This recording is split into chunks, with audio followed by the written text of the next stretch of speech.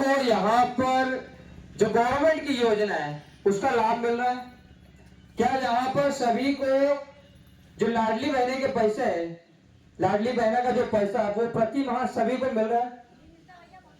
बहुत सारे ऐसी योजना बहुत सारी है जिसका लाभ आप तक नहीं पहुंच पा रहा, लेकिन यहाँ की जो सरकार है, यहाँ का जो प्रशासन, वो ये दावा करता है कि हर गांव में हर योजना निश्चित रूप से हर व्यक्ति तक पहुंच रही है। जहां तक मेरे अनुभव से अगर मैं मानूं तो यहाँ पर बहुत सारे लोग जिनको पीएम आवास नहीं मिला होगा, प्रधानमंत्री आवास योजना का लाभ नहीं मिला होगा, उनके घर में आज भी पानी गिर रहा है। लेकिन यहाँ की सरकार ये और वादा करती है कि यहाँ पर ऐसा कोई व्यक्ति नहीं है इस देश में जिसका मकान कच्चा है, लेकिन हर गांव में ये स्थिति है। अगर स्कूल की शिक्षा की अगर बात करूं तो यहाँ पर बहुत सारे बच्चे ऐसे हैं जिनका आधार कार्ड नहीं बना होगा, जो दूसरे गांव से यहाँ पर पलायन करके यहाँ पर आए होंगे, या फिर यहाँ पर कोई मजदूरी करते होंगे, या फिर किसी किसान के यहाँ पर काम कर रहे होंगे, वो हमारे ही वर्ग का व्यक्ति होगा और उसका आधार कार्ड नहीं बना होगा, उसका किसी स्कूल में उसके बच्चे का एडमिशन नहीं हो पा रहा होगा। तो भाई ये जो मुद्दे हैं, ये समस्या पर कौन काम करेगा? इस समस्या को कौन खत्म करेगा? मुझे नहीं लगता कि आपके गांव के जो सचिव है वो आपको अच्छा रिस्पॉन्स देते होंगे, क्योंकि उनके पास भी समय नहीं होता है। प्रशासन का इतना दबाव उनके ऊपर होता है कि उनके पास बहुत सारे काम होते हैं और यहाँ जो गांव की जो समस्या उस पर वो ध्यान नहीं दे पाते। तो मैं मानता हूं कि ये मुद्दे आपको खुद को उठाना होगा, आपको खुद को आवेदन प्रतिवेदन बनाकर जिला मुख्यालय पर लेकर जाना होगा। तो मैं ये चाहता हूं कि सभी लोग एक साथ मिलके, अगर कोई सामाजिक समस्या है, ग्रामीण समस्या है, तो उस पर आप लोग विचार करके उसका एक आवेदन बनाकर जिला कलेक्टर को अगर हम दें तो उस पर निश्चित रूप से कार्रवाई होगी और हमारी जो समस्या है वो खत्म होगी। और उसके लिए मैं आपकी मदद करना चाहता हूं, मैं उसके लिए आपके लिए आगे आना चाहता हूं। मेरा ऐसा मानना है कि अगर आप आगे नहीं आओगे तो कोई अधिकारी आप तक नहीं पहुंचेगा। यहाँ की स्कूल की व्यवस्था की बात करूं तो मुझे नहीं लगता कि सब बच्चे बहुत अच्छी शिक्षा पा रहे होंगे और स्कूल में अच्छी व्यवस्था होगी। आप में से मुझे नहीं लगता कि स्कूल में जाकर कोई चेक करता है कि भैया मध्याह्न भोजन आज क्या बना है, मध्याह्न भोजन किस प्रकार का बना है, क्या खाना बना होगा।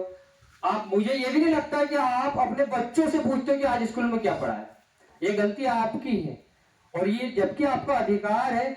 जो टीचर आपके बच्चों को पढ़ा रहा है वो आपके टैक्स से उसको सैलरी मिल रही है, मतलब उसके बदन पे अगर कपड़ा भी है, उसका मकान बना है तो वो आपके पैसे से बना है। आपका जो टैक्स करता है उस टैक्स से गवर्नमेंट उसको सैलरी देती है। अगर आप टैक्स देना बंद कर दो तो गवर्नमेंट के पास पैसा ही नहीं आता, और पैसा नहीं आएगा तो टीचर को पैसा कहां से मिलेगा? सीधा सा फंडा ये है कि आपके माध्यम से ही टीचर जिंदगी जी रहा है। यहाँ की पुलिस व्यवस्था की बात करूं, संबंधित थाना शायद सिराली लगता होगा।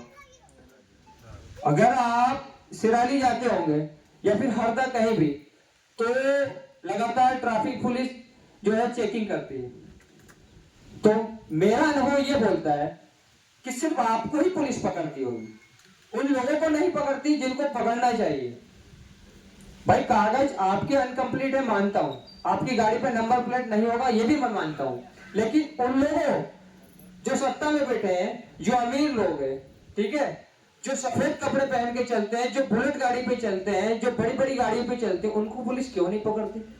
और पकड़ती भी है तो चेहरा देख के भाई ठीक है जाओ, और आपको देखकर निश्चित रूप से गाड़ी रोक ली जाती होगी और आपसे जब तक पैसे नहीं लेंगे 100, 200, 500 जितने भी, आपको आगे नहीं बढ़ने दिया जाएगा, नहीं तो 2 घंटे आप खड़ो वहां पर। तो ये जो व्यवस्था है इसको परिवर्तन करने के लिए आपको एक साथ इकट्ठा होना होगा और किसी न किसी एक संगठन के माध्यम से उसका विरोध करना होगा, तब जाकर हमारी समस्या का समाधान होगा, ऐसा मैं मानता हूं। तो मैं चाहता हूं कि अगर आपके गांव में किसी सामाजिक समस्या है तो उस पर हम आवेदन बनाकर जिला कलेक्टर में उसको आवेदन को दें, और ये काम मैं आपके लिए करने के लिए तैयार हूं। अगर कोई समस्या है तो आप बताओ मुझे, अभी नहीं है तो मेरा एक ऑफिस है हरदा में, विकास नगर वार्ड नंबर 34 स्वागत गेट वाली गली में। भीम आर्मी कार्यालय के नाम से मैंने खुद ने एक ऑफिस खोला आपके लिए। आप कभी भी उस ऑफिस में आकर अपनी समस्या को मुझे बता सकते हो, ताकि मैं आपकी मदद करूं। और मैं कोई आपसे ना वोट ले रहा हूं, ना आपसे पैसे ले रहा हूं। मुझे आपसे कुछ भी नहीं चाहिए। मैं कभी जिंदगी में आपसे नहीं बोलूंगा भाई आप इसमें वोट दो। मैं चुनाव लड़ने के लिए नहीं आया हूं।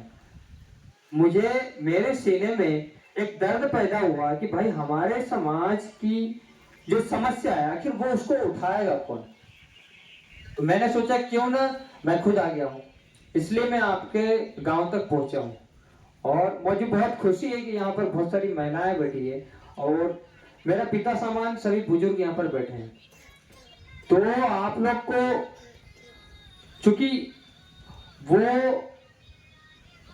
जो समस्या का समाधान कैसे होगा, आवेदन कैसे बनाना है, ये सब नॉलेज नहीं होगा, लेकिन मैं आपको बता सकता हूँ। मुझे पता है कि अगर कोई शिक्षा संबंधित कोई समस्या है तो शिक्षा विभाग में जाना है। और यहाँ का डीओ कौन है, जिला शिक्षा अधिकारी कौन है, मैं उससे डायरेक्ट, मेरे पास उसका नंबर है, मैं डायरेक्ट फोन पे बात करके अभी उसको समस्या बता दूंगा। तो हो सकता है यहाँ पर कार्रवाई हो जाए और आपकी मदद हो जाए। मैं कोई नेता नहीं हूँ, मैं कोई अधिकारी नहीं हूँ, मैं सिर्फ आपकी हक की बात करने के लिए यहाँ पर आया हूँ। और मुझे आपसे कुछ भी नहीं चाहिए, मैं आपसे कुछ भी नहीं लूंगा।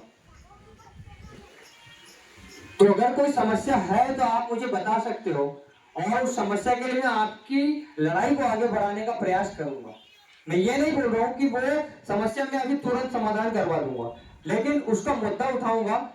आपकी एक व्यक्ति की समस्या या फिर एक गांव की समस्या को यहाँ के पूरे जिले तक जाएगी। और जब बात उठती है ना, जब सरकार की बदनामी होती है, तो निश्चित रूप से जो है वो काम होता है। ये मेरा अनुभव बोलता है। मैं हरदा के सभी गांव में घूमता हूँ और ये समस्याओं पर काम करता हूँ। अगर कोई समस्या है तो आप मुझे बताएं और उसके लिए आवेदन बनाकर हम जिला मुख्यालय में पहुंचाएंगे। कोई व्यक्ति जो बोलना चाहेगा, भाई जी कोई बोलना,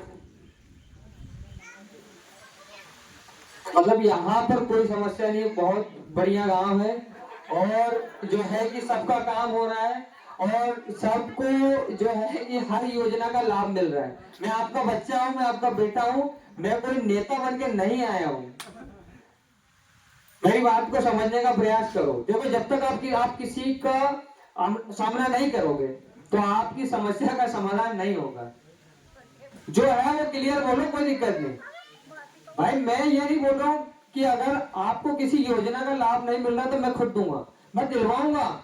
यहाँ के कलेक्टर से आंख मिलाकर मैं बात करूंगा। भाई आप जैसे बोलते हो कि यहाँ पर जो है हमारे लोग बड़े शानदार तरीके से जी रहे हैं, सबका पक्का मकान है, सबकी जो है नाली पक्की है, सबका रोड बढ़िया व्यवस्थित है, कोई गांव कीचड़ का नहीं है, किसी का मकान कच्चा नहीं है।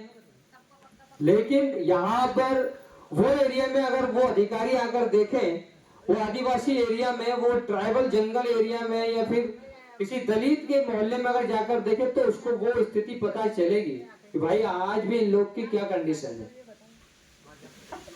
तो मैं वो मुद्दा उठाने के लिए आप तक पहुंचा हूं और मेरा प्रयास है कि हरदा जिले में हर गांव तक मैं पहुंचकर एक विशाल रैली के माध्यम से एक सामूहिक रूप से समस्या को जिला मुख्यालय तक लेकर जाऊंगा।